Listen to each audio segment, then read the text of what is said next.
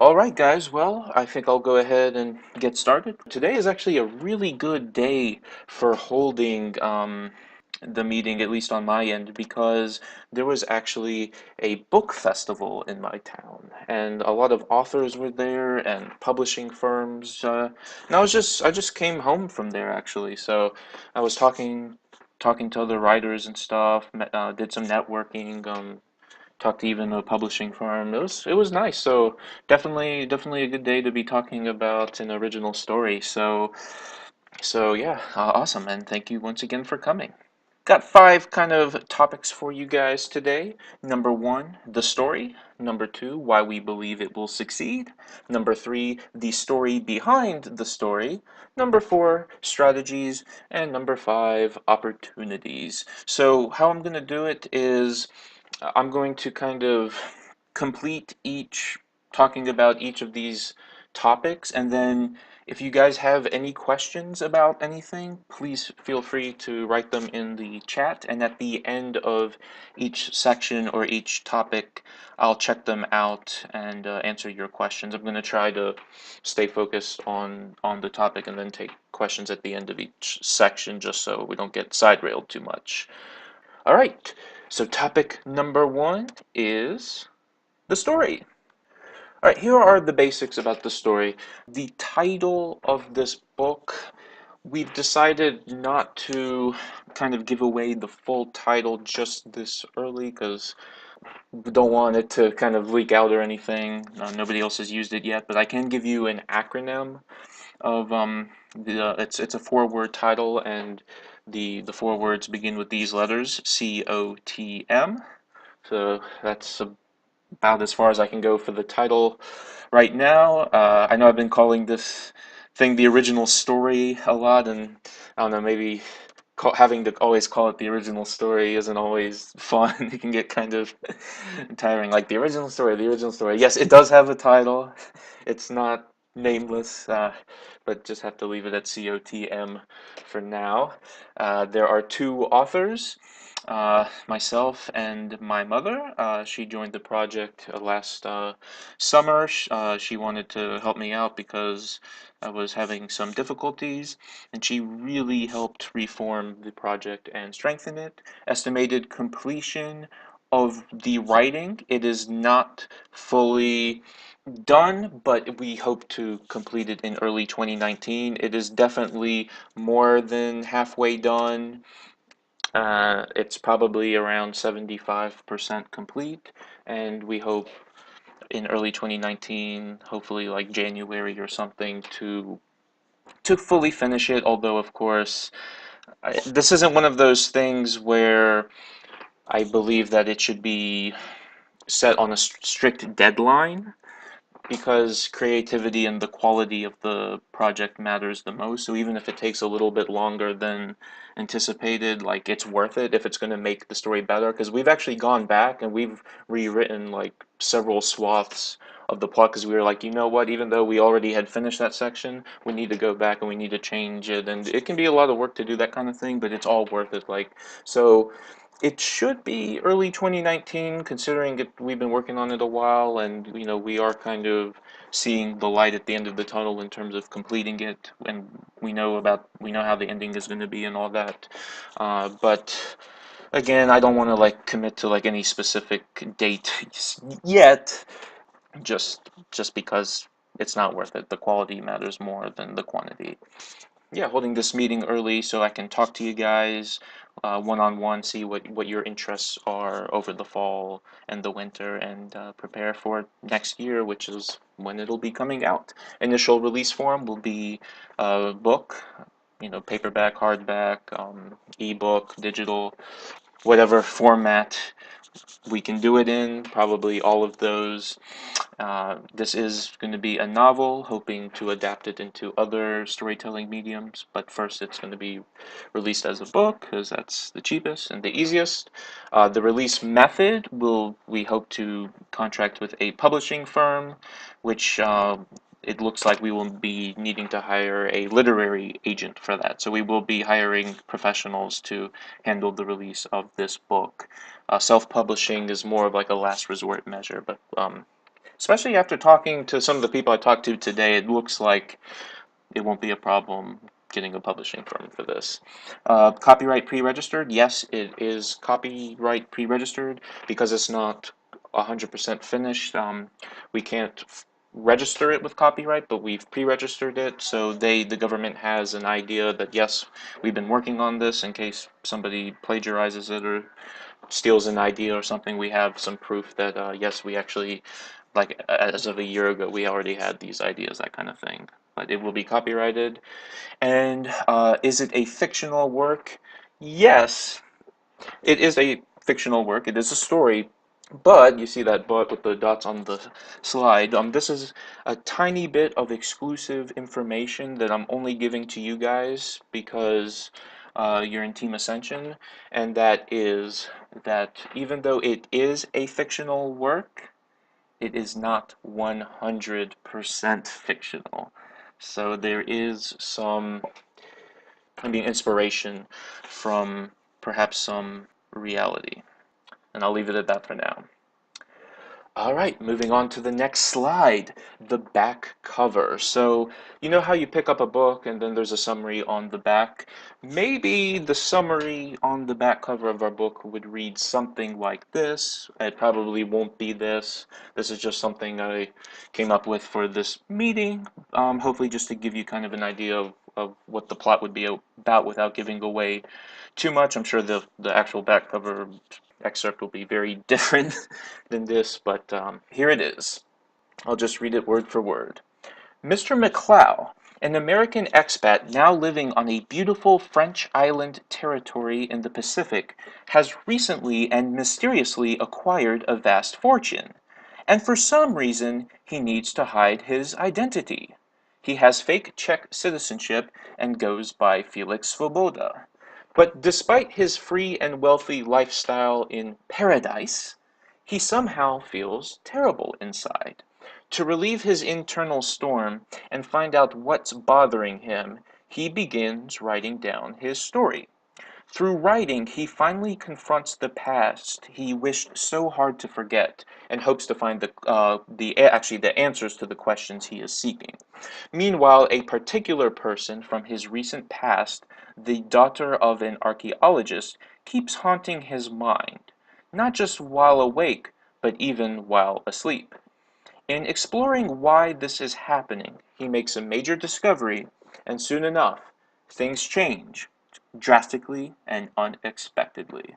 So that's kind of the back cover plot synopsis, as Adam would say. Now, that would be kind of like no spoilers summary of the plot, but because you guys are in Ascension and you may be helping out with the book, I'm going to give you guys some exclusive early details on the plot that goes beyond just what I told you there. So here are some kind of mini spoilers, although nothing too major, and mini secrets to share with you guys. So exclusive just for you guys. So number one, Mr. McClough, what he's doing on this island is he's actually in hiding with a fake identity. He is on the run after committing financial fraud worth millions of dollars. Now, he's not like a Bernie Madoff, multi-billion dollar pyramid scheme scammer where all the authorities would be running after him like crazy. He's not that high of a scammer, but still it is a large-scale financial fraud in the millions of dollars, and he is in hiding with a fake identity. How he's actually able to hide, like how he succeeds in getting away with all that is a major plot point actually. We're not just leaving it vague, like okay, he just conveniently is able to hide. No, we do explain it. So that's one detail to know. It's not revealed at first that he's actually a financial scammer. That revelation comes a few chapters into the book. Second plot detail for you guys. Mr. McClough is someone whose life was ruined at a young age when his father became a victim of corporate practices. And there were a series of events which took place that eventually led to his father's death. And so As many people can be blamed for what happened, and I'm referring to his family's downfall and his father's death, and not just one person can be blamed in particular, he does not seek specific revenge against anyone individually or any group. So it's not exactly a revenge story, but he does seek general retribution for what has been taken away from him, at least in his view. His life has been ruined at a young age due to these external forces and circumstances, and he feels like he deserves retribution. And he also holds a generally negative or cynical view of the world because of the hardships he's gone through at a young age, and this is why he doesn't have a moral issue, or at the very least, he has, in his mind at least, a moral justification for scamming. He doesn't necessarily feel like he should not do it because of some moral reasons. He decides that he deserves to get what he thinks has been taken away from him, to get it back. Now, how he actually manages to succeed in pulling off this scam is actually a major plot point for the first quarter of the book, especially since he starts off the story, at least the story in chronological order. We first meet this character when he is an employee on a cruise ship. And let me put it this way, cruise ship employees are not highly paid. I actually know two people who are cruise ship employees, and they kind of give me insight on what it's like, and that actually helped spark that idea. So he doesn't start off with necessarily many resources. And so how he's actually able to succeed in pulling off the scam, because to get millions of dollars from people, you have to persuade people, and also who holds a lot of money is perhaps wealthier people. So how exactly is he able to get them to give him money? So that like how all that works, how he's able to pull that off, he has to use psychology, and other things happen, other events happen. That is actually a major plot point for the first quarter of the book, but not for the entire story. The I wouldn't call this story like a crime story or a scam story. I mean, it is a big part of it early on, but then kind of the focus changes after he's on that island and is thinking about what happened. Another exclusive insight for you guys is that the Pacific Island is not actually his first destination after pulling off the scam.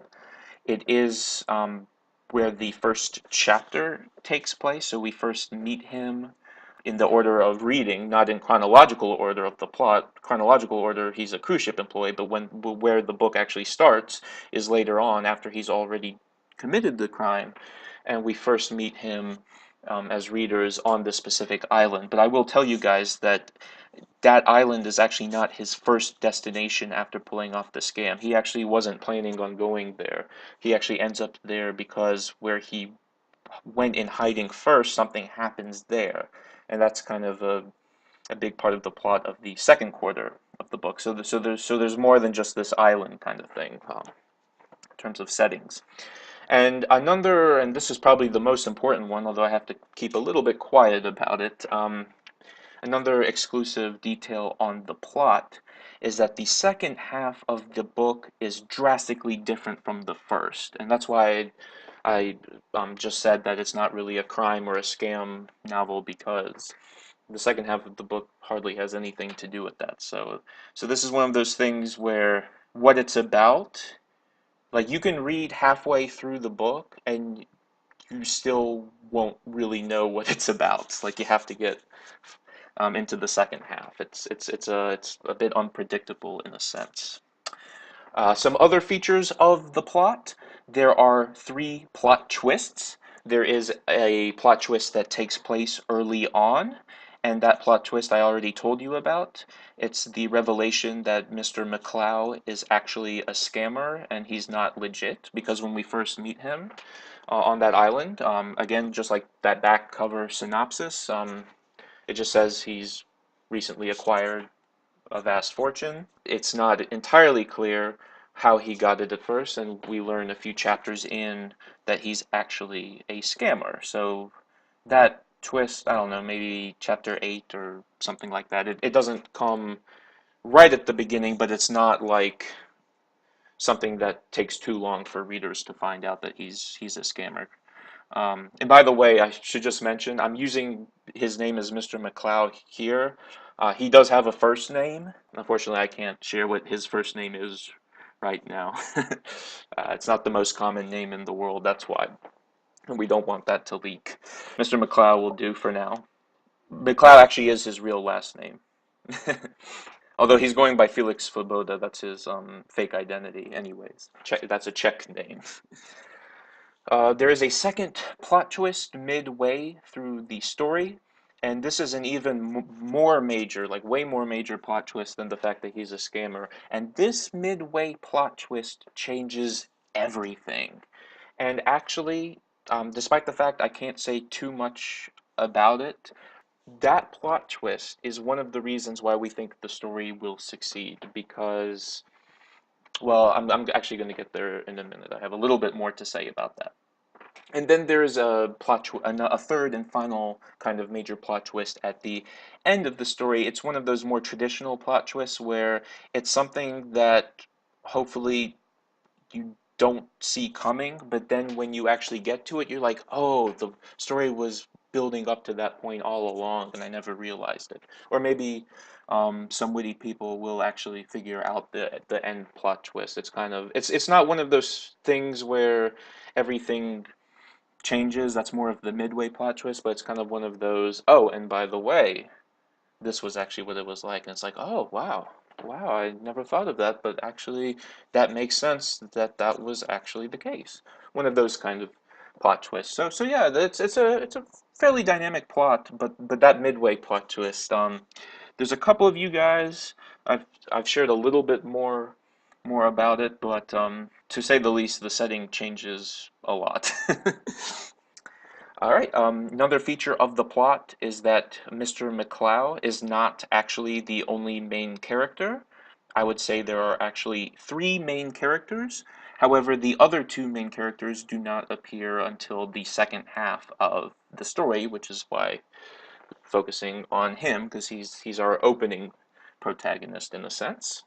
Another feature of the plot is that the story takes place on five continents or regions: North America, South America, Europe, Asia, and Oceania. So it's very international in a sense. Africa, unfortunately, did not really work for it. We thought about doing Africa, but it doesn't really make sense, and putting Africa in would be forcing it would be too forced into the plot. So there are some mentions of Africa, but it'll be taking place in North America, South America, Europe, Asia, and chapter one actually starts off in Oceania. This island paradise, by the way, that I've mentioned, it's not fictional. It's actually a real place. So yeah, the settings, a lot of diverse settings here, and also because the story takes place on five different continents or regions, that's actually good from a marketing perspective as well for this book, because people from all over the world can relate to it and find interest in it. Another feature of the plot is that the story is not entirely narrated in chronological order, which I already gave away. And a final feature of the plot is that there are quite a few characters, not overwhelmingly so. I mean, this isn't Bleach, if you know that manga, where there's like a million characters the guy started drawing, but Kubo. But it there are more characters than just Mr. McCloud and the other two. Mr. McCloud's internal thoughts and his reflection is a major part of it, but it's not just him. There are quite a few characters, and these characters have diverse origins and backgrounds. It's not just all white guys. There are characters, of course, because the story takes place in so many different locations. There are characters from all of these places, and we have like an Indian character, for instance, and a Chinese character. Now, we didn't pick them to be Indian and Chinese just for the sake of diversity, because of course diversity is now a big thing these days. We did it because it actually made sense for our story. Just thinking in universe, like just thinking about the plot itself, it does make sense to have all these characters. Although I will also say, even though we're not forcing it, it is also a good idea to have characters from these backgrounds because, for instance, just to use the example of India and China, these are huge markets. And if you can sell the story in these countries, that really opens commercially opportunities as well. Genres. So this is, and actually I talked to an author today. He's written like 4 books or something like that, and he has like 5-star reviews on Amazon. And I told him a little bit about the story, and he was like, "Wow, that's pretty unusual." So it's not something that you can traditionally put in just one of those traditional genre categories. But there are quite a few genres that kind of this story can fit into. Now, this story has many layers to it, but ultimately there has to be something about this plot at its core, right? Like there can be all sorts of stuff happening in the story, but at the end of the day, if you strip away all of the layers, there is kind of a core theme. And at its core, the story is about self-reflection and realization, coping with the world, and finding one's place in happiness. Like I said, this character, he's had a really tough time. He resorts to crime, and now he has to figure out how he's going to find his place in the world and become happy and cope with the reality that he lives in. But anyways, I guess if you had to pick a genre for this book, it would be drama. More specifically, I would say it's a philosophical thriller, which I know is, I don't even know if I've just made that up. I'm not even sure if that's considered a genre, but um, there are some thriller elements, but it's very philosophical because, again, he's made moral choices and he's thinking about himself and he has to find his place and think about the world and life and things like that. It's also psychological because a lot of the story takes place from his perspective through his lens. He's writing down his past, so we actually learn about his past through his own mind and mindset. So it's very psychological as well. There are some light elements of psychological thriller too, because he does have some dreams and nightmares, that sort of thing. Although I wouldn't call it a psychological thriller book. I think that would be stretching it a bit too much. It's not a traditional psychological thriller, but there are some light elements of that as well. There is suspense, like how he's able to pull off that scam and stuff later on that happens. And, in the second half of the book, there is some political drama as well. So if you like politics, this is a good project there. There are political dynamics and dimensions in this plot. I forgot to put that there are some light crime elements as well because he's a scammer. But also there is some romance. It's not heavy on romance. It is certainly not going to be considered a romance novel, but there is some romance. He does have feelings for that girl I talked about in the on the back cover slide, the daughter of the 2 archaeologists. There is some history. History is actually a major part of the book, to be honest. I can't speak too much about how history plays into it, but if you like history, you'll definitely like this story, in my opinion. Of course, that female character I mentioned, she is the daughter of 2 archaeologists, so history does play a role here. There is adventure. Um, there is actually action, not in the way you might expect. It's not like he has to fight thugs or something like that. There actually is, especially in the second half, there's some unexpected action sequences, and that was actually one of the hardest things to write. But I think we came up with a pretty good choreography for it, so I'm proud about that.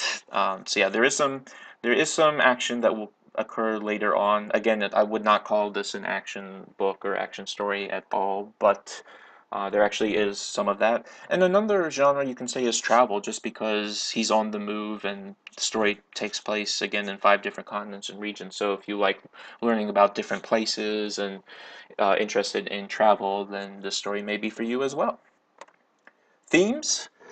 So this story has many themes. And here's just a list of the ones that came to my mind. So number 1, coming to terms with oneself and the world. Number 2, revenge or retribution motivated by injustice.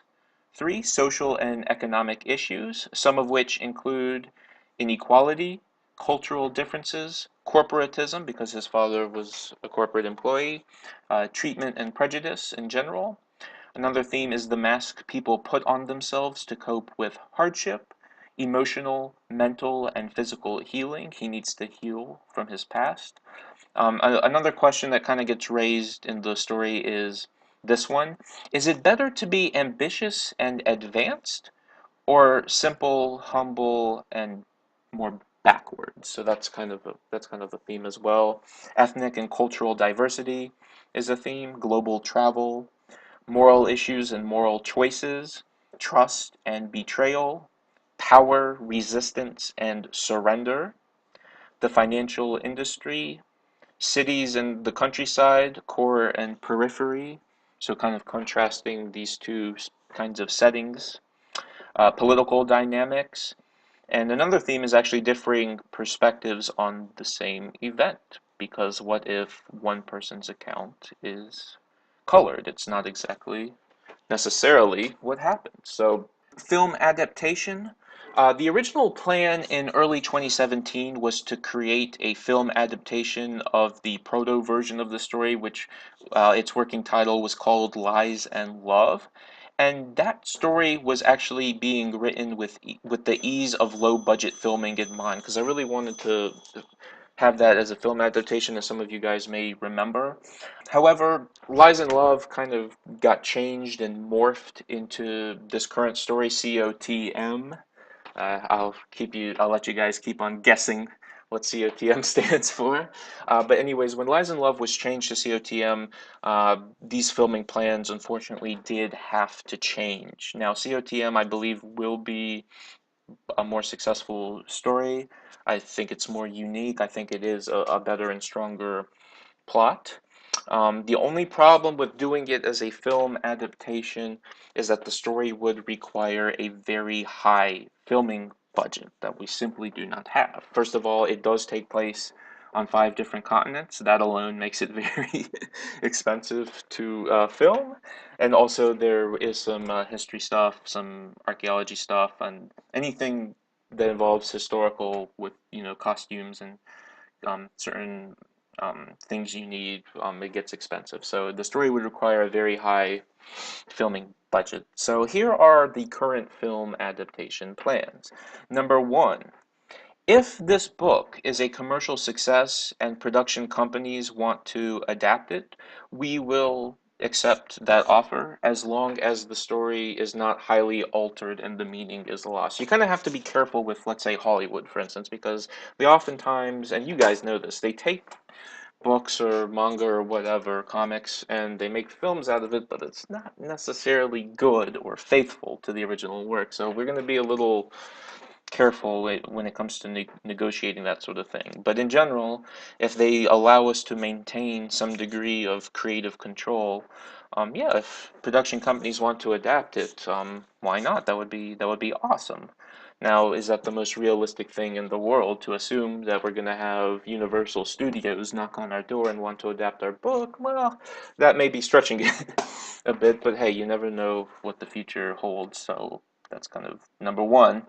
Of course, if that doesn't happen, then there are other plans. So number two, if the book is a commercial success, and by that I mean the revenue from the book is in the millions, but there is no outside interest in adapting it as a film, we can look into funding our own internally produced film adaptation. Of course, this would require very high budget, 7 figure at least, to produce, so it really depends on how much income the book generates.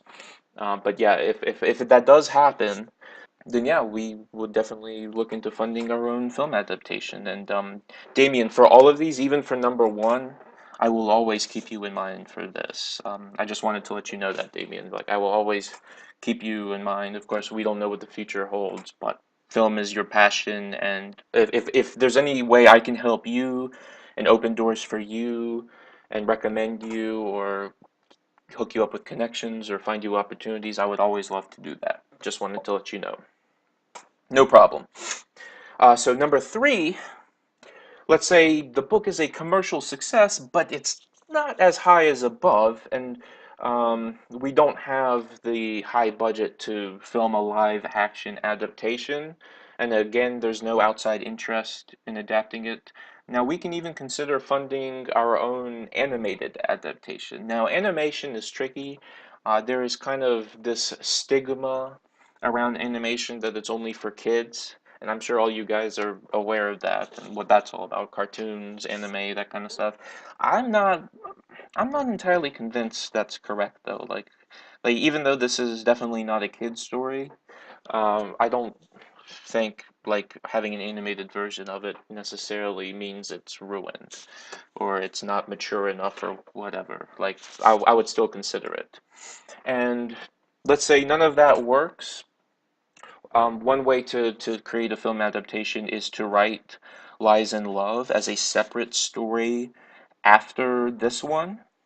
Because even though that kind of proto or original version of the story was had some similar elements, like the main character in that one was also a scammer, that version of the story is a different enough version from this one to be considered a separate story. Like it can definitely stand on its own as a separate plot, and it can be released as its own story, and it can be and that story because I was actually coming up with the plot in with the ease of low budget filming in mind. That story we can film with a lower budget, more in the lower six figure range. That would be easier to produce. So that's definitely an option after this comes out. But the reason why we changed from Lies in Love to COTM is because in terms of what can put Ascension, like what can put Ascension on the map, what can get this whole project known and out to the public and to create popularity faster, we believe COTM is gonna do the trick better than Lies in Love would. But that does not mean that Lies in Love can't be done afterwards as its own story because it's still pretty good. It's just perhaps not quite as unique or original. I believe that's it for that first and the longest topic. Let me go to the chat, guys, because I saw that you guys were writing some stuff. Do you guys have any other questions for me? Oh, that's a good question. Call of the Marines, Children of the Mountain. Nice tries, nice tries, but no, that those are not the names.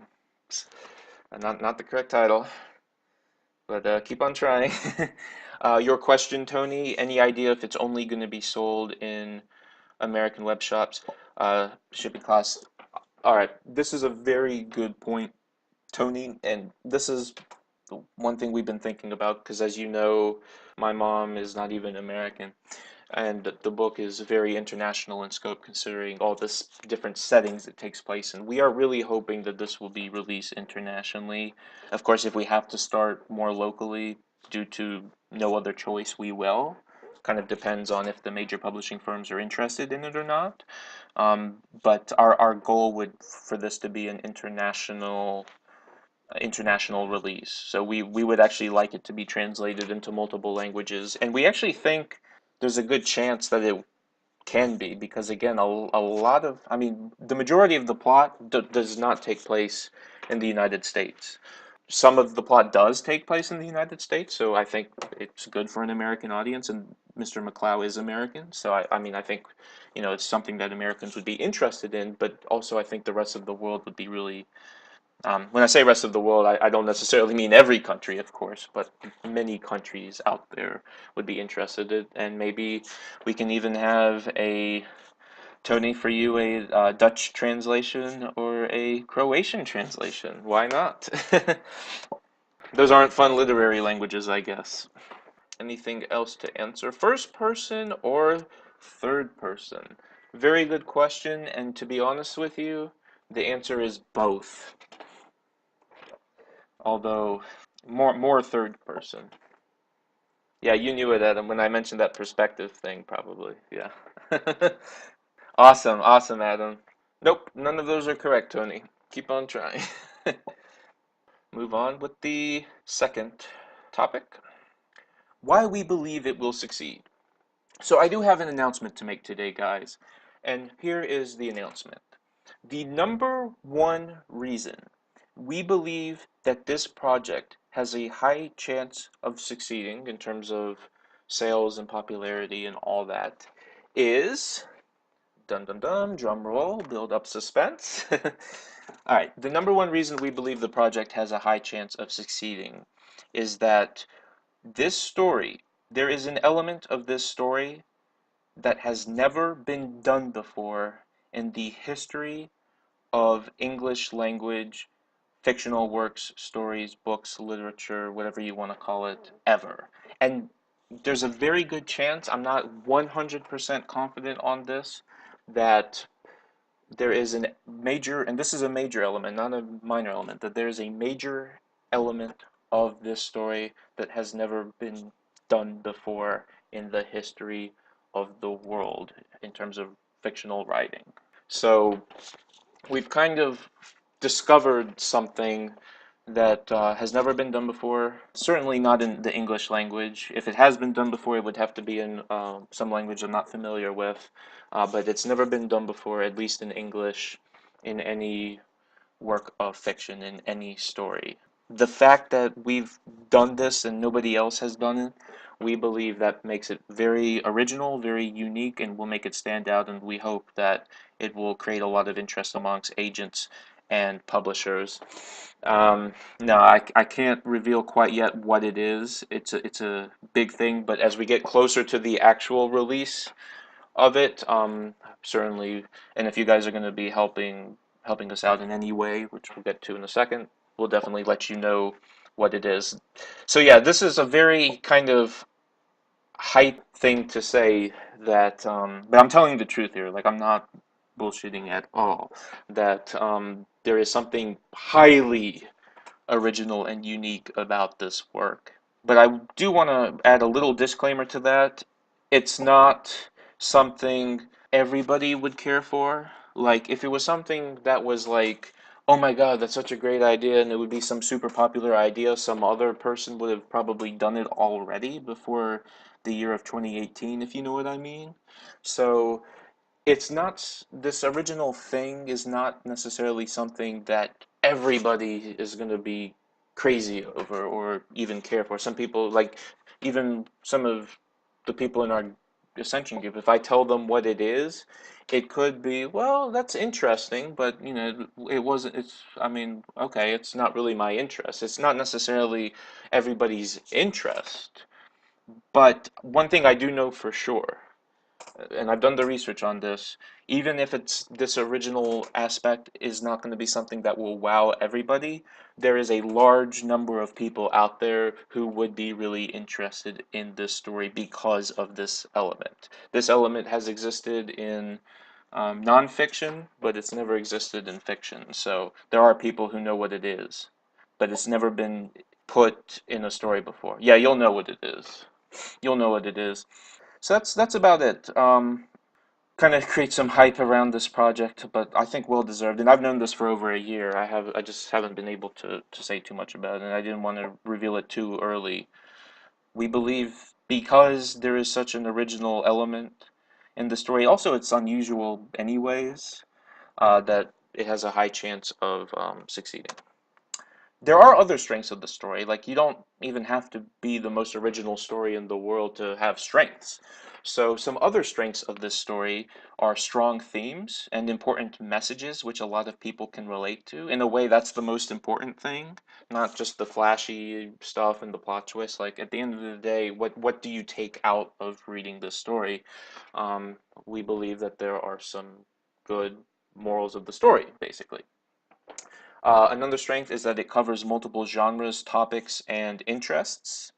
So there are a lot of people who can have interest in it without being, let's say, the same type of person. Like it's not a completely niche or niche type stories. Like you can be interested in geography and travel and like this story. You can be interested in crime and like this story. You can be interested in romance and like the story. You can be interested in history and like this story. You can be into psychology or philosophy and like this story. You know, you don't have there. It will appeal to um, different groups of people with different tastes.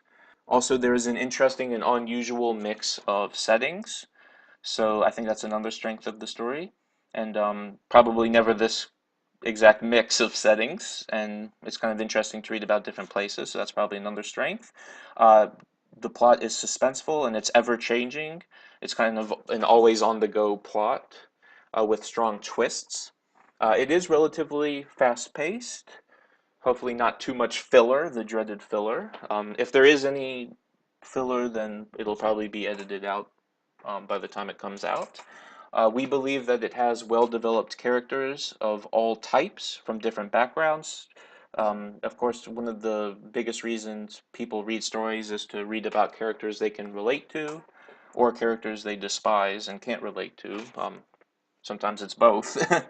We believe that there are various characters with different personalities, and you'll be able to like or dislike some of them. Like everybody, hopefully, will be able to find a character that they can really kind of like, oh yeah, that's a cool character kind of thing.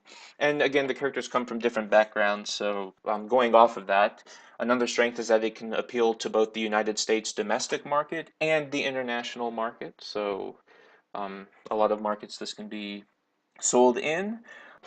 Another reason, and this is something that my mom is big on, is that this story is quite different from most stories being written these days in that it's non-generic and it's meaningful. Now, that's not to criticize any other writers. You know, I met many of them today, and they're all great people, and everybody who has a passion in writing should have a chance at succeeding in writing.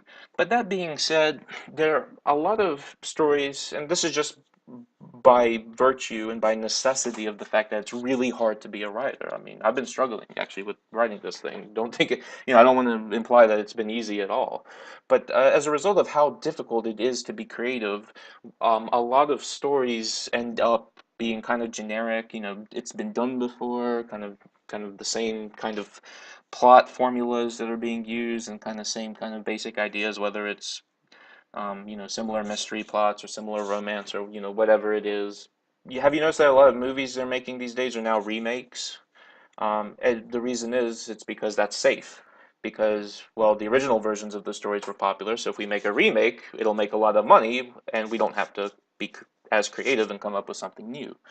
And also, there are plenty of meaningful stories these days, don't get me wrong, but a lot, especially when it comes to movies, like kind of deeper meaning can sometimes be missing. Like a lot of it is just fun entertainment, which there's nothing wrong with that. But because this story has kind of a deeper meaning attached to it, we believe that at least there's a certain group of people, not everybody for sure, but at least there's a certain group of people who this can appeal to more strongly because it may speak more closely to them and the challenges they face. Because what Mr. McCloud has gone through, maybe people don't go to as extreme lengths as to become a mass financial scammer, but a lot of people can relate, and I think that's really important. That a lot of people can relate to hardships and feeling like life has treated them unfairly and has taken joy away from them, and so hopefully this story can shed light on what do you do about that. Another strength is that it can generate discussion. That's always important in terms of marketing. Like if people start talking about it because there are things to talk about, that really helps in spreading the word and creating awareness about it. I mean, there's even stuff in here that can even be deemed controversial. Now, do I think it's highly controversial and will be making the news? Oh, this controversial book that people need to boycott? No, I don't think it's going to be that controversial. But there's some things that can definitely generate discussion. And so I think those are some of the other strengths of this story. Hopefully, to kind of give you a good idea if this is a project you would like to contribute to in any way, which we'll talk about the opportunities just now. Like if you do start working with us, the more involved you are with this project, the more I can reveal about it. I'm sorry that I have to keep very vague, but we are a little bit concerned about people like stealing ideas and stuff before it's released. Especially that unique idea, like if somebody beats us to the punch and does it first, that would be a shame in a way. But yeah, thanks for understanding. And so those are the strengths. Of course, are there weaknesses? Well, there probably are weaknesses. It may be hard. Of course, we've noticed weaknesses already. I mentioned that we rewrote some parts because we saw weaknesses there. So there definitely were some weaknesses we saw that we took care of, and there may be other weaknesses that we can't see. But that's the point of getting feedback, of editing, and that sort of thing, is to kind of reduce the weaknesses of the story. And that's one of the opportunities for you guys, is to actually give us feedback on the plot to see, okay, Xander, well, there's a big weakness here. You probably want to make it better, that sort of thing, and that's totally fair. One last reason why we believe that this story or this book can succeed is the unusual co-authorship. This has nothing to do with the actual plot or the story itself, but just the fact that this is a mother and son collaboration. Because, I saw one of the issues of Parade magazine recently, and they were hyping how two sisters had gotten together to write a book. And there was a big article just, oh my God, two sisters wrote this book together and you should check it out, that kind of thing. And so obviously this was that the fact that two sisters had written a book together was generating buzz. And probably mother and son collaborations in business are even more rare than that, especially in creative works such as this one. I don't think there are that many stories or books out there that have been co-written by a mother and her son. And this may be a talking point, the fact that, hey, a mother and a son actually sat down together and wrote a book together, which can definitely spread awareness of the book. Like if news outlets or the media starts covering that, hey, that can be a marketing bonus. That being said, there is a slight risk with all this, and that is some people can think, okay, this guy has written a story with his mother. There is a little bit of a stigma in some societies, not all societies, I should mention, but for instance, in the United States society, I would say there is a little bit of a stigma of, let's say, me writing a book together with my mom. And that actually may be part of what generates discussion about this book, which actually may help our sales, to be honest. But anyways, any sort of discussion on that, I'm willing to take and I'm willing to clear up. I know who I am. I'm not worried about that kind of thing.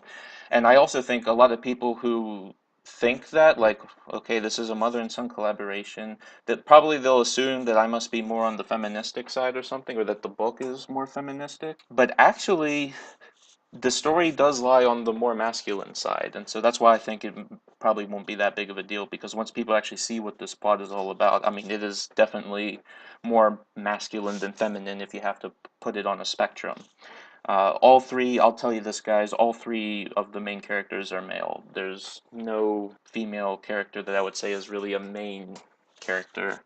Perhaps with all this Me Too movement and feminist movement and stuff, people will be like, well, shouldn't this story have a female protagonist? But I don't think that'll be too much of an issue either, simply because, again, we're not trying to include stuff just for the sake of it. Like, we want it to be a natural plot. And exactly, like, I don't think the fact that all three characters are male will really matter because one of the authors is a woman. And like, in a way, it's better for women. Like, let's say if you want to talk about women in literature or women in the entertainment industry, it's better for the fact that like, a woman actually wrote a successful book, more than whether a character is female. Like, if we actually want to help women in the industry. So that's my thoughts on that. But yeah, this can also generate buzz and marketing on the book. And I think that's it for that section. Let me go back to the chat, guys. Uh, More protagonists do come into the story later, Damien. Yes, the story in a way does switch over to the other characters. Does the original character become an antagonist? Interesting thought. I don't think I'll answer that for now. How confident are you in the quality of the prose itself? We are fairly confident. We've done a lot of sentence editing. We've rewritten paragraphs and all that stuff. That's kind of one of the less fun parts of writing a book. But we do think the quality of the prose itself is actually pretty high. Is it the best written thing ever? Perhaps not, but we are going to hire a professional editor, and any work that needs to be done for the prose can be improved with professional editor, and even with you guys, if you guys have any feedback on that. Let me put it this way, the prose quality is not terrible. Otherwise, we probably would have given up releasing it as a book. And you're right, Adam. I do believe it's all bullshit. Like, a good story is a good story. So I'm totally on board with you. Although, there's all sorts of movements and controversies and stuff. So, all right, moving on to the next part. This is really quick. The story behind the story. You are absolutely right, Adam. Tell a good story first. That's what we've been focused on.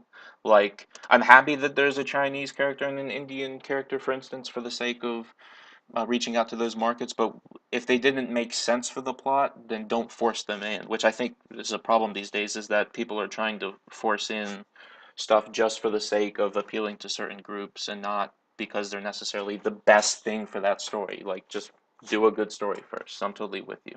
All right, this section is quick. So the story behind the story. So how have things been going on? The reason I won't spend too much time on this, but I do like to share a little bit about this because if you guys are going to be contributing for this story, it's always good to know kind of where it came from, and sometimes this can even impact, like, do you want to work with us, to kind of know how things have been going and what it's been like developing it. So one thing I want to make completely clear is that this book has been written without the assistance of any ghostwriter whatsoever. If you don't know what ghostwriting is, it's the practice of hiring someone to do much or all of the writing for you, but you get all of the credit as author.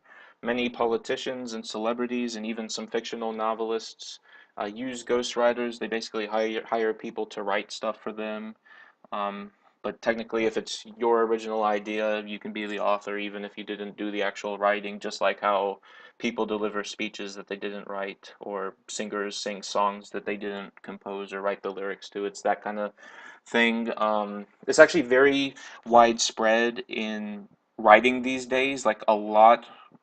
I've been told that like 75% of anything written by a famous person is usually ghostwritten, meaning they're putting their name on it, but they didn't actually write it. Now, that doesn't mean they didn't contribute to it at all. Sometimes the ghostwriter will have an interview or something, and like they'll talk, and then the writer will like write it out. So I mean, it's not entirely like the author doesn't do anything. There's are some cases though that like the author didn't even contribute. They just put their name on it for like marketing or to sell more copies or whatever, or prestige, which I think is kind of sleazy to be honest with you. But yeah, no ghostwriting has been done on this book. To be honest with you, it's not something I feel comfortable with. I don't feel comfortable like putting my name on something if I didn't write it. Same thing, like my mom and I worked on it together, but I only my name was on it. I wouldn't feel comfortable with that either because it would hide the fact that about 50% of the work has come from her. Likewise, if only her name was on it, that wouldn't be fair either because about 50% of the work has come from me. So all work on the book has been carried out by just the two of us. It's been a roughly 50% split in contribution, and we have not hired any ghostwriters to like do secret work for us, nor do we ever intend to. This is a very widespread practice in the world. People taking credit for things they didn't write, and I think that's a bit of a shame. But what can we do? Development of the story.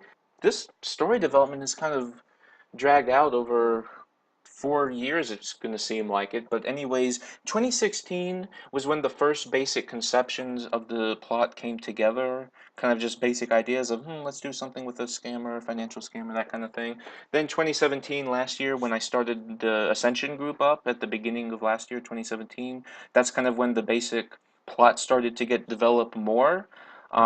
At first, we were going back and forth between different ideas, and not all of those original ideas will be used. Like I talked about earlier, Lies and Love can even be its own separate story now.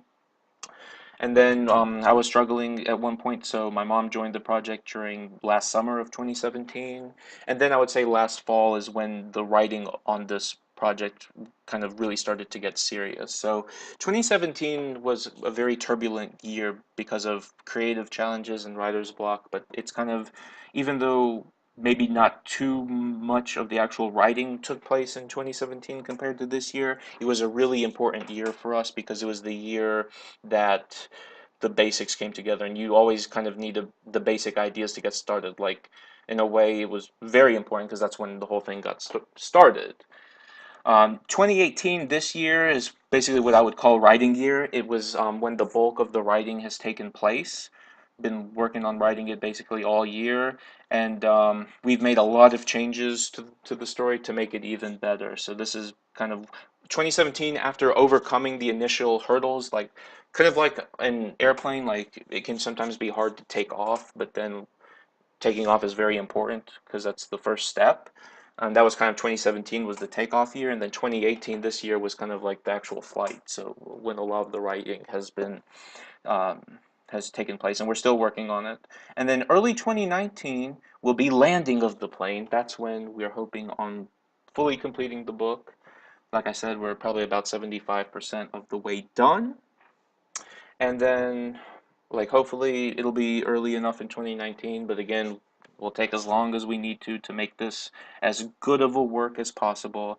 And then there will be the marketing and release process, which should be taking place throughout 2019. And I think, oh yeah, one more slide for this category.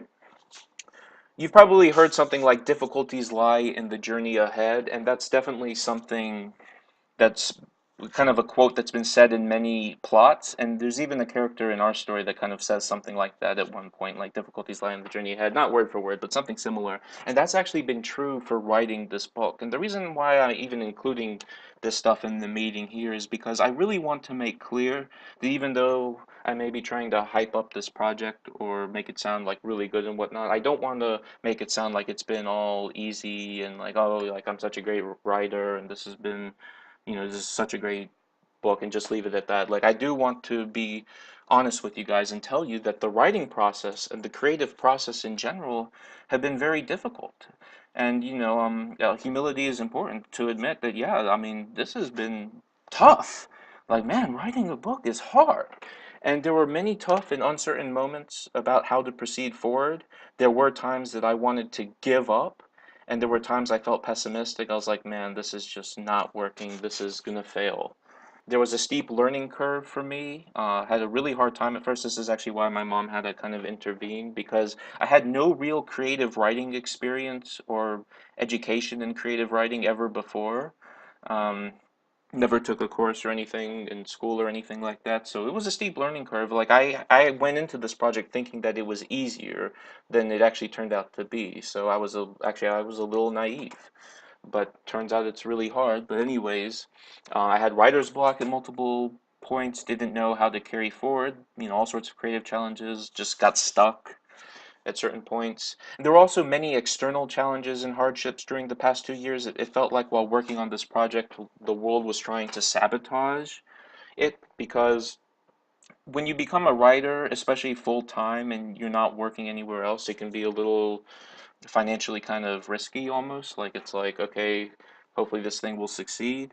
And all sorts of crap happened in my life the last 2 years. I won't go into detail now, but my family lost like tens of thousands of dollars, and even last month our basement flooded, and insurance isn't covering it, so we're losing like $25,000 right there. It's just been crazy, all this crap that's happened during the past 2 years. Actually, while writing the book, a few months after my mom got on board with working on the project, she actually got diagnosed with breast cancer.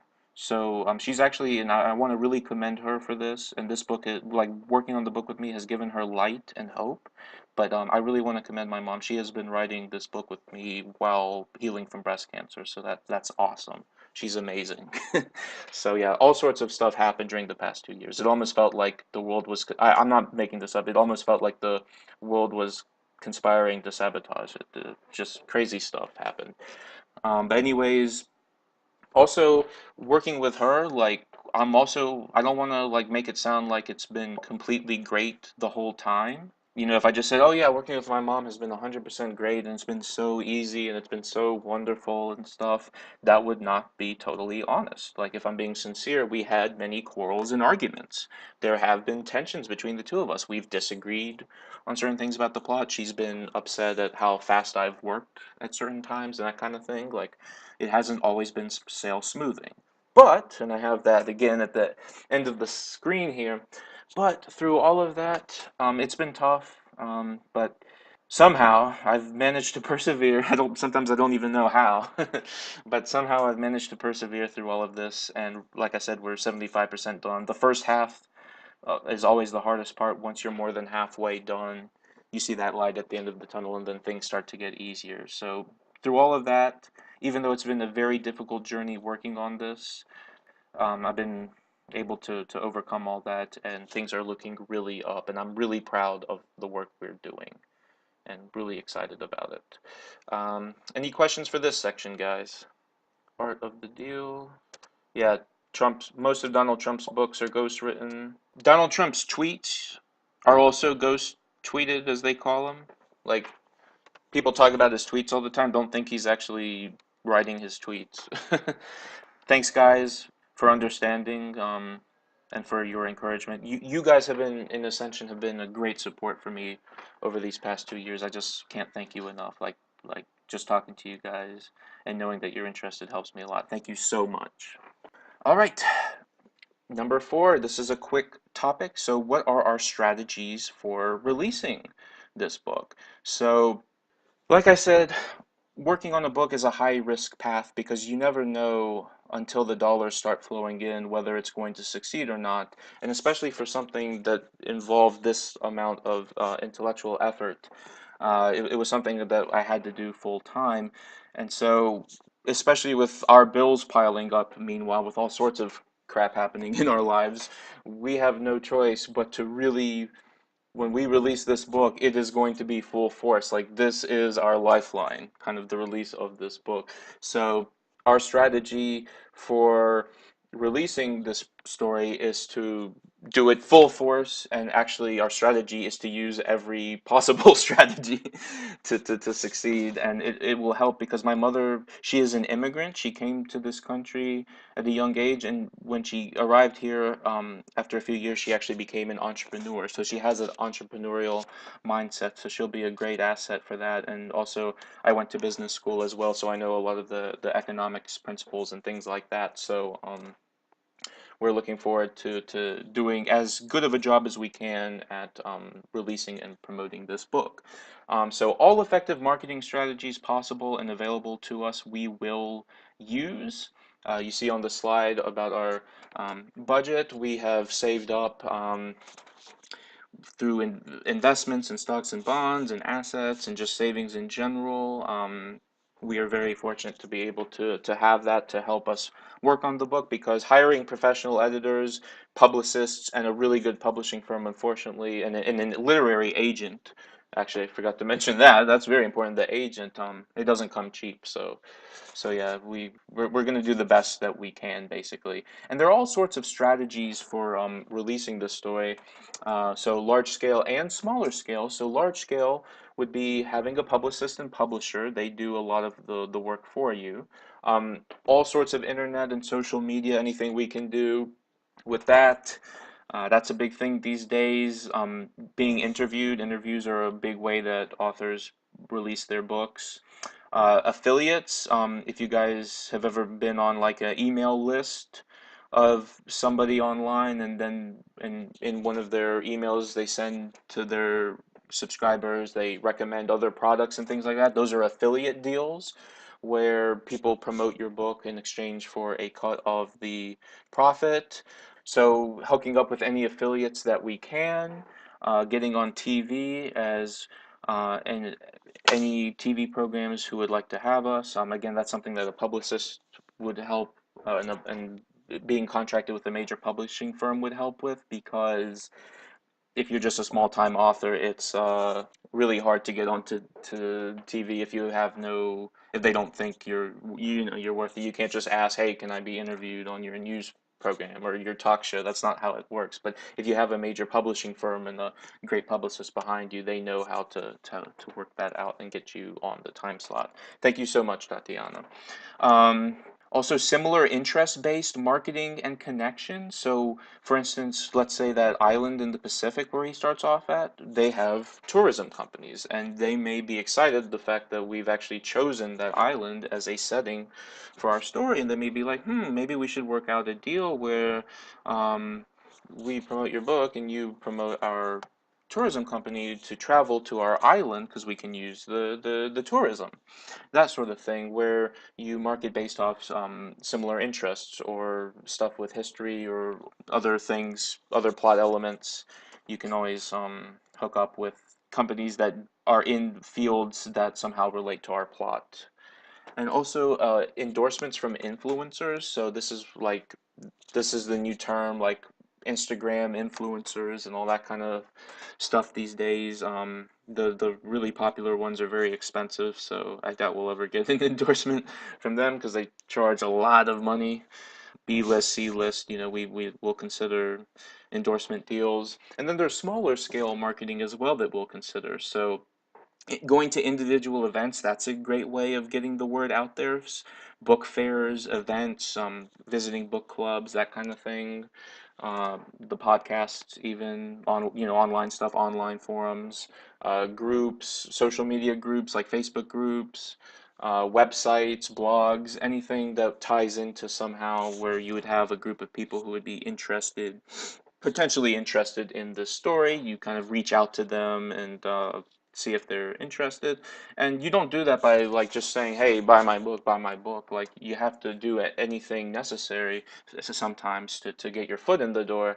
And sometimes one thing you can even do to market a book is actually, like, let's say you go to a book fair, instead of sitting up at the table there and trying to sell your book, you can even consider handing out free copies of the book. And that may seem really weird, like why would you hand out free copies of the book? Aren't you losing money? But here's the thing, you would be giving that book to many people who would have never bought it anyways. And then what you can do is you can insert a white slip of paper, let's say, into one of the pages, and it'll say, "Hey, thank you so much for checking out this book. If you enjoyed it, please consider sharing it with your friends and families, or purchasing a copy for yourself to support us, or write a review on Amazon.com for us," that kind of thing. And by doing that, by spreading that story out there, you make it more known and more visible in the world, both offline and online. So creating visibility and getting as many people as possible to be familiar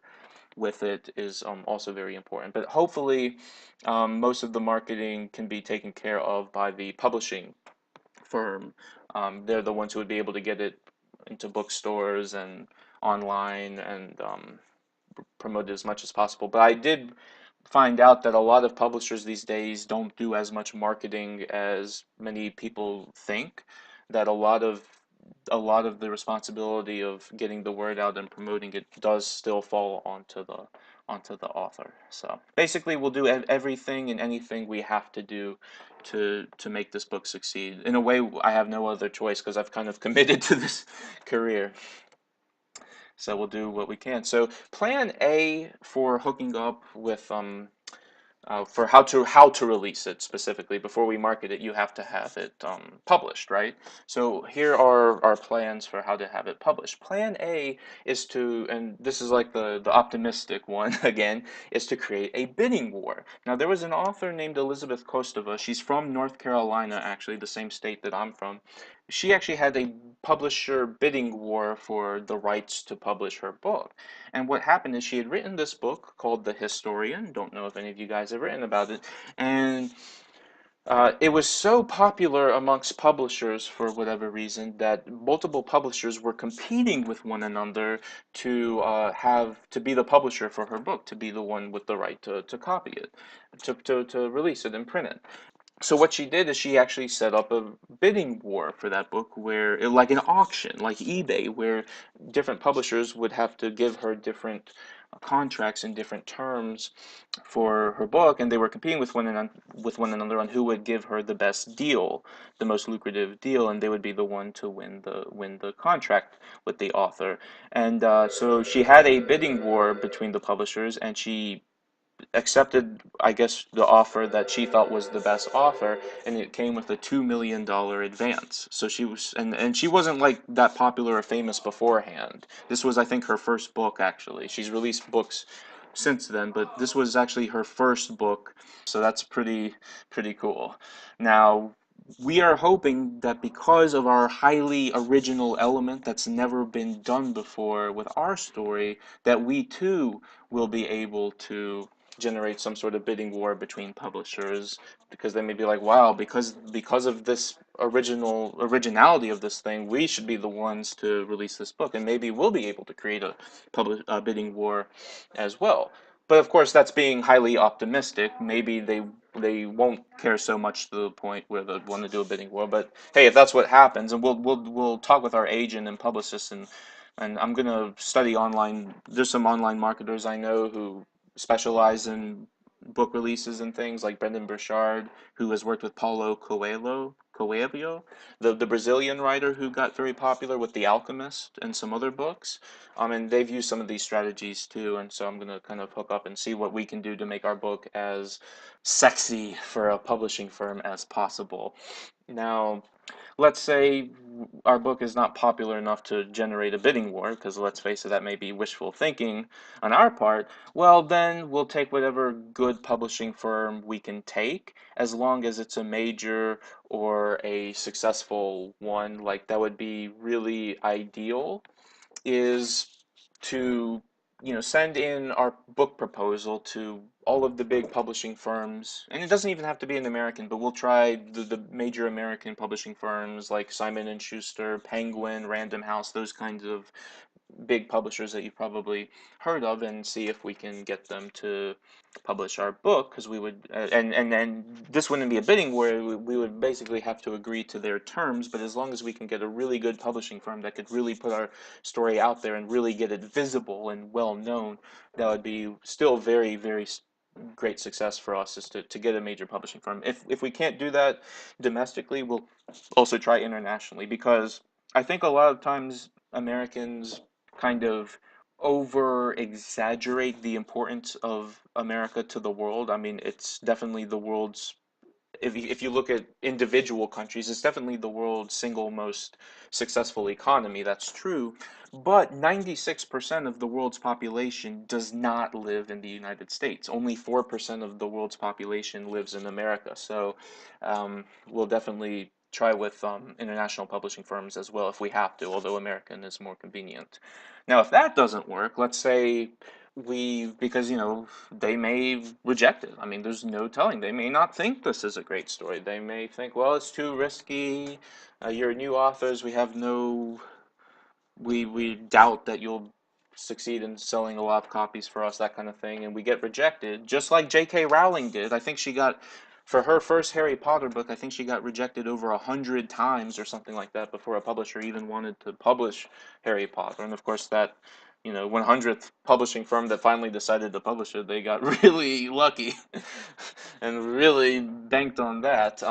We'll go to any publishing firm we can get, because it's really good to have a company to do a contract with. So that's plan C. If all of the major and the really popular ones reject us, we'll go to whatever firm we can get. There are even local firms that I talk to at the book festival in my area. I mean, I don't want to be mean to them, or again be arrogant or anything in saying that that's not our first choice.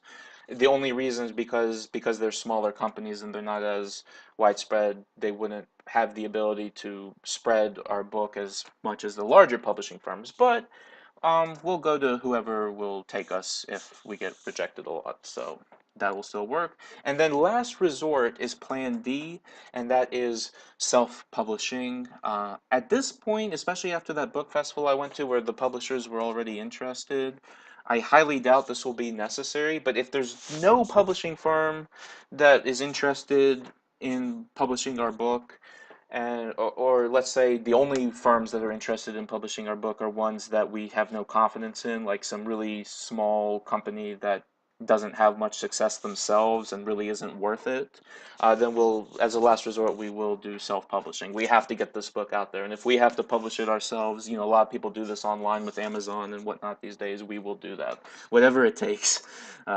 Is our strategy, basically. Whatever it takes. That's kind of the motto. So last topic for today, guys. Thank you so much for being here and for your patience. I know it's a lot of info I'm throwing at you, but you don't want to have to hold more meetings on this, is the opportunities for you guys. And this is how you guys can potentially get involved and learn more about this project, and even contribute to it, and even maybe get on the acknowledgments page of the book. I mean, we would love to work with you, and to give you the opportunity to be a part of this major project in a way. It's really exciting. Like, I'm so excited for this. So there are kind of two types of opportunities when it comes to working on a book project, paid and volunteer. So paid opportunities have more reward, which is obvious, you know what the reward is, but also they come with more responsibility because you have to actually do something or deliver something in order to be paid, right? But there are also volunteer opportunities as well. Now, the downside to volunteer opportunities as opposed to paid opportunities are obvious, and that is you don't get paid. But there is an upside to doing volunteer contributions as opposed to paid work, and that is that there is more flexibility and lenience. And you still get to be a part of the team. You still get to, say that you helped contribute to this hopefully successful story. If not successful, at least a story, right? So volunteer opportunities also come with a lot of the benefits of paid opportunities, but with less responsibility. We You can't really get in trouble or fired if you're just a volunteer. And in terms of paid opportunities, they usually break down into three types of payment. The first is upfront payment, and this is if you have specific credentials we are looking for. For instance, a professional editor, like somebody who has experience in the industry, they may not require full payment upfront, but usually a partial payment or a down payment, like you have to pay them before they will work for you. So if somebody has specific credentials we are looking for, then we are willing to pay them up front, at least partially. But we have to make sure they do the work they promised, of course. But that's that. Then there's flat fee payments, which they're not paid up front, but they are awarded if you do a satisfactory job. And they can also be awarded if somebody contributes an idea to the project, like an idea on how to improve the story, or hey, you should have this character, or why don't you throw this idea in, that sort of thing. So flat fee payments, like, okay, well, thank you for all the feedback or the editing work you did. I will pay you $100, 200, whatever amount it is for doing that. So that's flat fee payments. So, and then there's also back end or commission payments in marketing. So this is mainly in marketing, and it's based on how successful you are. Like, for instance, this is employed with salespeople a lot. Like, if somebody is trying to help sell our book, and they can get paid based off of how many sales they made. So they get a commission for each sale they make, and the more copies they sell, the more money they make. So that's back end payment. There are kind of two categories of opportunities for contributing to this project if you guys are interested. The first category is editing. And editing, all of these opportunities that can become potential next year, they would be, I believe, flat fee paid. So if somebody like edits our work and they do a really good job, we will, reward them. We will pay them for that work, and the amount can be decided in advance. We just can't pay somebody until we know that they're actually, doing the work satisfactorily and keeping their promise. But it would be something that can be negotiated. And there's different types of editing opportunities. Now, my mother and I have to be very careful with making sure this book does not leak early, because again, there are things about it that we believe are special and unique. And if somebody steals the idea before we've released our book, or plagiarizes it, or does something similar, it can really hurt us.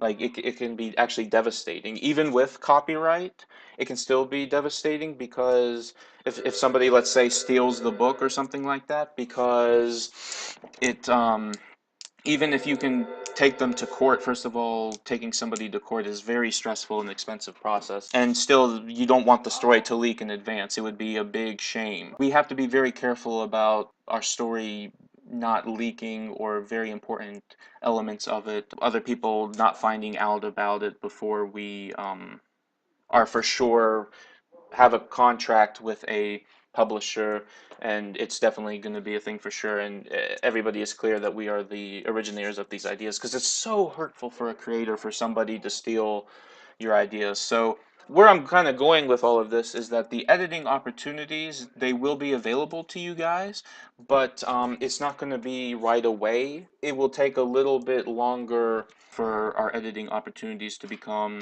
available to you guys. We want to have like a solid game plan for making sure this book is definitely going to come out for sure with the publisher and whatnot, and have the contracts done before we allow people, except for people who are fully professionals, to edit our book, just because of the fear of it leaking somehow. And that's not to say that there's like somebody here who I don't trust or something like that. You know, it doesn't have to do with that. But it's just something like my mom and I have made the decision. She's really concerned about this too. It's just better for as little people to know about the important plot elements and spoilers. That way, we make sure they don't get stolen or plagiarized or anything like that. But so these opportunities will be coming, but it may be like 6 months or so before they are available. But there's editing opportunities. So any type of editing, I'm sure you guys know all about that.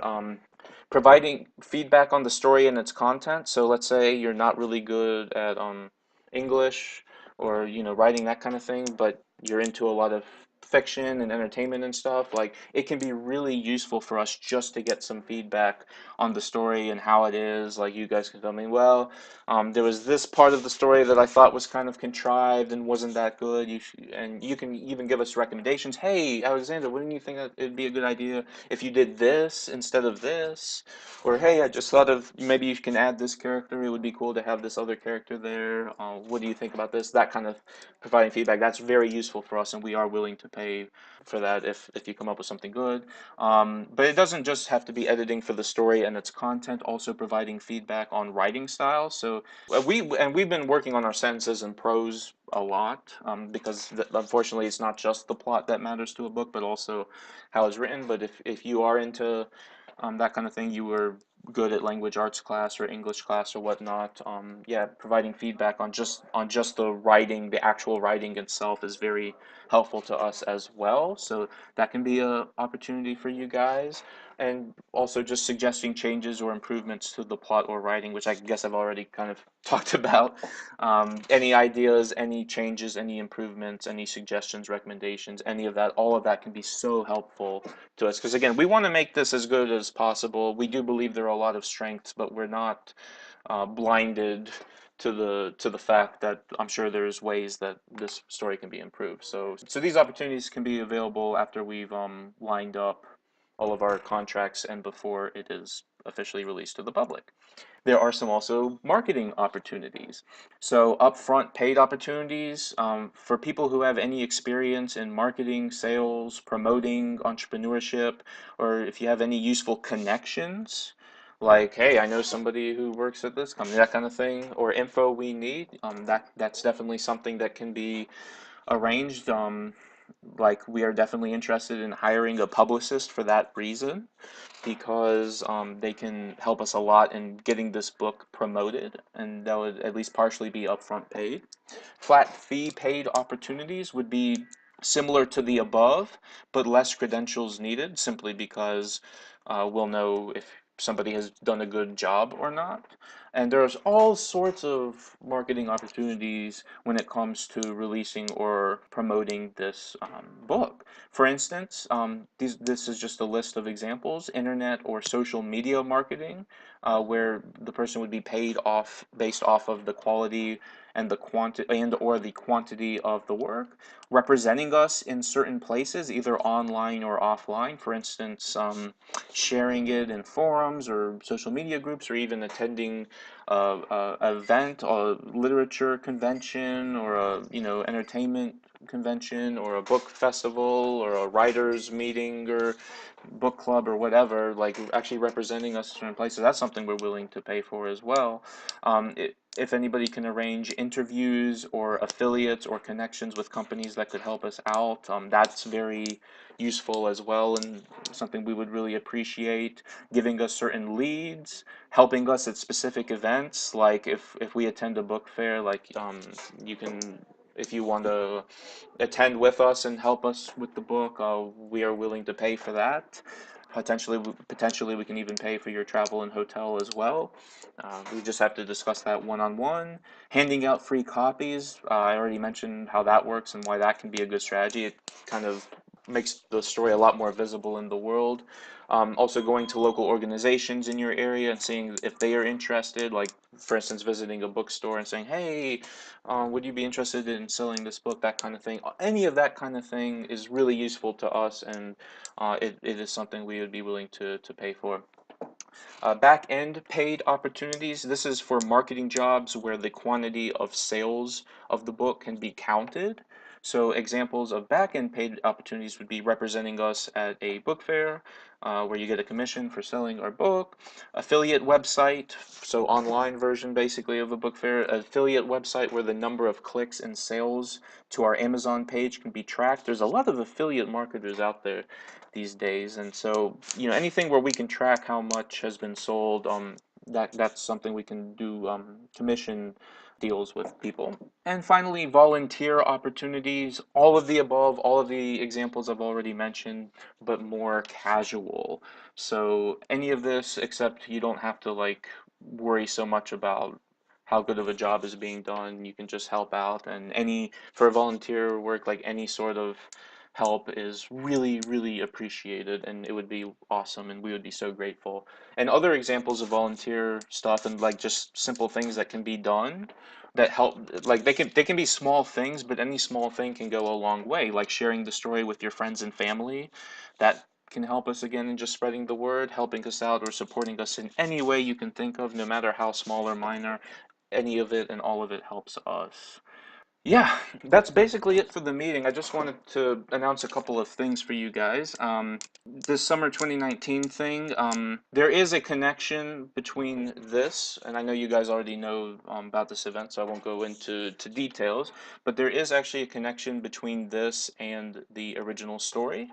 I have never brought that up or mentioned it before because I don't think that the original story is something that should impact decision making. That's why I've never mentioned it before, but there actually is a connection between this and the original story. And if you come, you'll be able to find out more information about the original story, and you may even have a natural advantage at helping us out with the project because you'll know a couple extra things. That being said, I don't believe in nepotism or favoring people just because they're part of my social group or something like that. So it's not going to impact my hiring decision or anything like that, but it is a natural advantage if you come on the trip. We'll discuss more about that next year, I guess. But yeah, there actually is a connection. And also Imagine Podcast, which I want to start doing season 2 recordings, maybe even starting next week, well, really, because I'm done with holding meetings, Ascension meetings, for a while.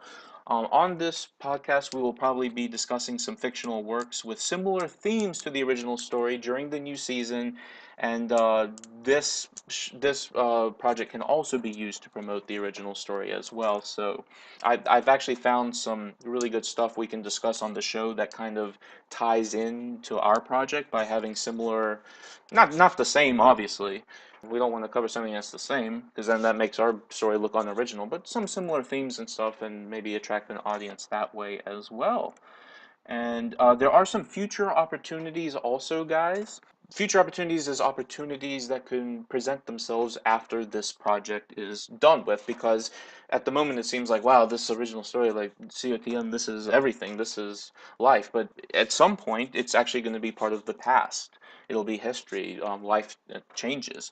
So future opportunities could be writing new stories together, or if not writing new stories together, at least developing ideas, because I know a lot of our Team Ascension members are very creative. And this can be a totally different genre than this book. So even I've talked about like what the genres and themes of this story are, but of course, as a writer, oftentimes we like to dabble in different things and try our hand at new things. So for instance, maybe my next project will be a fantasy project. There's no fantasy elements in this one, I'll go ahead and say that. Or a manga or a comic, something like that. And that could be something that where we could team up too. If Ascension takes off, there may be permanent employment positions available in order to run our company.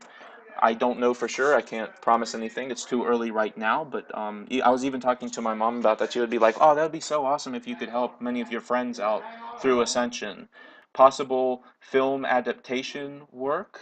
We've discussed about that because we do have some videographers and filmographers in our Ascension group, like Damien and Kurt. So that would be good for them and maybe for some of you guys as well. Other opportunities include non-fictional products related to the themes of this story. This story covers a lot of themes and topics, and we were even thinking about, well, hey, you can actually just do another book or do seminars or speeches or do a course just discussing these sorts of topics that show up in our story, but do it in a non-fictional way. So talk about the psychology or the philosophy or the moral choices or some of the other things or the financial algorithms, that kind of thing. And finally, I don't know for sure, but it's always been my dream to run a travel and tourism business. And another opportunity for us could actually be to run a travel and tourism business related to some of the places in the story or other places as well. They don't even have to be the settings from our story, but that can be possible as well because we've picked some settings that I can't say that they aren't touristy, but they, let's say there's potential for growth, and we can even see that because our book in a way publicizes these places a lot more and maybe do something there with tourism as well. And that is it, guys, for the meeting. It was a really lengthy one. Thank you guys so much for your patience. Thank you guys so much for coming today. I really, really hope you found this information useful in terms of figuring out if this is a kind of project that is interesting to you or the kind of thing you're into. And also, if hopefully what I talked about, our working process, if we are two people that you would like to get involved with, and also the opportunities paid and volunteer, if there's anything in all of that I talked about that you would be interested in. So thank you guys so much. I hope you enjoyed it. I hope it wasn't too boring or anything, and that you got all the information you needed to make a decision. If you would like to get involved, we will be having one-on-one discussions and interviews to see like what your interest would be. We'll probably do those later, not right now, maybe in a couple months or something like that. And I can reach back to you guys on that. But there will be coming up, I haven't made it yet, a very short survey or form for if you're interested in getting involved. It just asks like, are you interested in editing, marketing, just basic things so I know how to proceed. Thank you so much. I really appreciate your interest and support.